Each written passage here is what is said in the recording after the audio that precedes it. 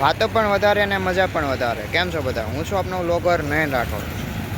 તો 3-4 દિવસ પછી વ્લોગ બનાવું છું, એટલે થોડીક શરમજનક વાત કહેવાય ને. તમને એવું લાગતું હશે કે આ એટલો બધો ક્યાં બિઝી થઈ ગયો, કે એટલો બધો કામઢો થઈ ગયો કે વ્લોગ નથી બનાવતો. એમાં એવું છે, આ 1-2 દિવસ ઇવેન્ટ હાલતા હતા અને એમાં કાંઈ બનાવવાનો મેળ રહ્યો નહીં ને સાંજે ઘરે આવી તો હાવ થાકી જ આવી, પછી કાંઈ બનાવતો નહોતો. અને કાલે થોડાક વિડીયો બનાવ્યા, પણ શું કહેવાય, કાલે પછી મૂડ નહોતું બનાવવાનું, વિડીયો બનાવવાનું એમ, તો પછી કાલે વિડીયો ન બનાવ્યા. હવે આજે ચાલુ કરું છું વ્લોગ બનાવવાનું. ને આજના તાજા સમાચાર એવા છે કે વાદળા થોડા નથી, થોડાક જ છે, બહુ વધારે નથી. ને બસની રાહ જોઉં છું, હવે આવે ત્યારે ઠીક, પછી જાઉં ટ્યુશને. અને કાલે શું કહેવાય, 2 લેક્ચર હતા ટ્યુશનમાં, પણ મેં એક જ ભર્યો, કેમ કે કાલે ઇવેન્ટ હતો ને એટલે જવાનું હતું મારે. તો પછી હવે આજે 2 લેક્ચર ભરવા પડશે, નકર મેળ નહીં આવે. તો અહીંયા VNSGU આવી ગયો છું અને હવે 15 AC રાહ જોઉં છું કે 15 AC આવે ત્યારે ઠીક, ને પછી ક્લાસીસે જઈએ. આજે કાંઈ થાય નહીં તો સારું, એટલે કે મોડું ન થાય તો સારું. એમ દરરોજ મોડું થાય તો ક્લાસીસે શું થાય કે આ મારો દરરોજ મોડો આવે. એમને શું ખબર કે 2 કલાક વહેલા નીકળી તોય મોડા પહોંચવી છે ક્લાસીસે. અહીંયા હું શ્યામ મંદિરે પહોંચી ગયો છું ને અહીંયા મેબેક ઊભેલી છે, એટલે દરરોજ નવી ગાડીઓ અહીંયા જોવા મળે છે, આવી બધી મોટી. હું જ્યારે આમ ફૂલ હાર માની ગયો હોય ને કે હવે આ નહીં થાય મારાથી, પછી છેલ્લે એક રસ્તો જડે, કાંઈક રસ્તો મળે, પછી ભગવાન જ આપે, એ આપણે ગોતવાનું ન હોય, પણ ખાલી છેલ્લે ભગવાન એમ કે લે હવે આ તારો રસ્તો છે, અને તું કામ કર. એટલે મેં કીધું ટ્યુશનથી હું કંટાળી ગયો છું, પણ એમ થાય કે નહીં આપણે કરી લેવું છે, એકવાર કરી લેવું છે. તો આજે એક ક્લાસ અટેન્ડ કર્યો છે, કેમ કે આજે એક જ ક્લાસ હતો. એમ તો આજે ક્લાસ નહોતો, પણ તોય તે મેં અટેન્ડ કર્યો. પાછું બધું રિવિઝન થઈ ગયું એટલે સારું થયું. ક્વોન્ટનું હતું થોડુંક એમ ગણિત, એટલે એના દાખલા ગણ્યા અને હવે જાઉં છું કોલેજ. તો હું સોમેશ્વર BRTS પહોંચ્યો ને તો મને વિચાર આવે, મેં કીધું હાલને આજે મારે હાલીને કાંઈ કોલેજ નથી જવું, હું 506માં જઈશ એમ. પણ પછી એમ થયું, મેં કીધું વહેલા પહોંચી જાઉં ને પછી જમી લઉં, કેમ કે છાતીમાં દુખે છે ને તો વધારે પછી ભૂખ્યું નથી રહેવું, નકર વધારે દુખશે એમ. તો હવે કોલેજ જાઉં છું. કોલેજે આજે લેક્ચર ભરવા પડશે. બાકીના મારા મિત્રો આજે આવશે નહીં આવશે કાંઈ ખબર નથી, જોઈએ હવે આગળ શું થાય. આવે તે નહીં આવે, બધા શું કે મનમોજીલા માણસો છે મારા બધા મિત્રો.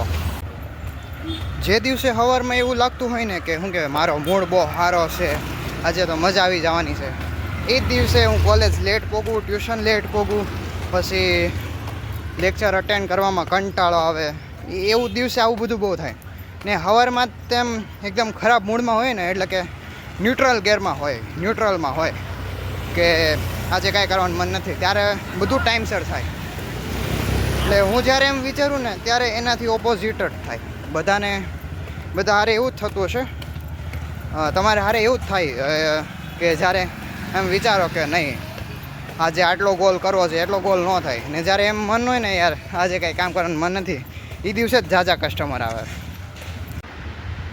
તો હું ક્લાસમાં આવી ગયો છું અને મારું જમવાનું રેડી થઈ ગયું છે. જો હું તમને દેખાડું, તો આમાં છે છૂંદો અને આમાં છે ભાખરીને છૂંદો. બસ મને તો મોઢામાં પાણી આવે, હાલો હું ફટાફટ જમી લઉં, એટલે હું કે છાતીમાં ન દુખે ને એમ. આજે અમારા 3 લેક્ચર છે, એટલે આજે લેક્ચર તો ભરવા જ પડશે, નકર તો ગાડું આપણું નહીં હાલે આગળ. આજે પહેલો લેક્ચર કમ્બાઈન છે, બીજા 2 લેક્ચર, બીજો અને ત્રીજો લેક્ચર અલગ છે, ઇન્ડિવિજ્યુઅલ છે. એટલે મને નથી લાગતું કે આજે કોઈ એટલા બધા જણા આવશે એમ ક્લાસમાં, કેમ કે એમ ત્રીજું વર્ષ જેમ આવે ને એમ સંખ્યા ઘટતી જાય. ભલે જેટલી સંખ્યા 50 જણાની સંખ્યા હોય ને તેમાંથી માત્ર ને માત્ર 5 થી 7 જણા આવે છે, એમાં મારો પણ સમાવેશ થાય છે. એટલે મને ભણવાનો ભડભડિયો તો પહેલેથી જ છે. તો બીજાને હોય કે ન હોય એ મને નથી ખબર, પણ મને તો ભણવાનો શોખ તો પહેલેથી જ છે. એટલે જ તે હું અવ્વલ નંબરે પાસ થઈ શકું છું. બાકી તો હું પાસ ન થઈ શકું. જો લેક્ચર ન ભરું તો તાસ ક્લાસમાં ન બેસું તો આજે પહેલો લેક્ચર ભર્યો અને એમાં રિસર્ચ મેથોડોલોજીમાં શીખું કે સર્વે હોય તો એમાં ટાઈપ્સ ઓફ ક્વેશ્ચન્સ આવે, પછી ક્વેશ્ચનમાં પણ શું કહેવાય પ્રોસેસ આવે, કયા કયા ક્વેશ્ચન પછી કયા ક્વેશ્ચન પૂછવાય. એક હારે તમે એમ પૂછી નાખો કોઈને કે તમે ડ્રગ લ્યો છો, એ ખોટું કહેવાય. કે એને એવું પૂછું કે તમે દવા લ્યો છો કે નથી લેતા, એવું બધું એમ. ને પછી એવું છે કે ઓવરકમિંગ ઇનેબિલિટી ને એવું બધું એમ. એમાં જવાબ કોઈ આપી શકે, કોઈને ખબર હોય તો એ કોઈ નો પણ જવાબ આપે, એવું બધું આજે શીખો. પછી બીજો લેક્ચર એન્ટરપ્રેન્યોરનો છે કે એમાં કોઈ દુકાન ખોલ્યું હોય, સેમ ટુ સેમ પ્રોડક્ટ જે સામેવાળાએ ખોલેલી છે, પણ આપણે કોઈ નવું કોઈ ઇનોવેશન કરીએ, ઇન્વેન્શન કરીએ તો કઈ રીતના ચાલે એ બધું શીખો.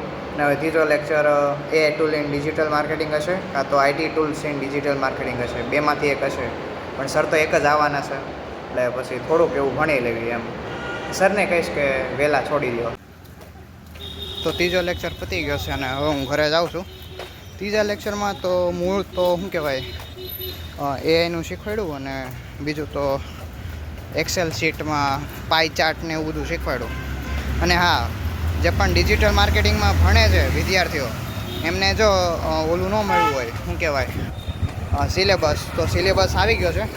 મારા વિડીયોના ડિસ્ક્રિપ્શનમાં લિંક મૂકી દઈશ, એટલે ત્યાં વેબસાઇટમાં જઈને તમે જોઈ લેજો કે હું ભણવાનું છે એમ. તો યુનિવર્સિટીથી કલાકમાં અહીંયા હું કોસાડે પહોંચી ગયો છું. હાલતલ તો ઘરે જાઉં છું. અને આજે શું કહેવાય મેં ક્લાસમાં એક રીલ બનાવી, કેટલાય દિવસથી રીલ નહોતી બનાવી, એટલે મેં કીધું હાલો ને આજે રીલ બનાવી. અને પછી પહેલાં યુટ્યુબમાં પોસ્ટ કરી, હવે ફેસબુકમાં પોસ્ટ કરી અને હવે ઇન્સ્ટાગ્રામમાં પોસ્ટ કરવાનો છું. તો મેં કીધું થંબનેલનું ચેટ જીપીટીને કહી દો તો ચેટ જીપીટી સરખી રીતે થંબનેલ બનાવી આપે. ટેકનોલોજી છે તો એનો ઉપયોગ કરતાં આવડવું પડે.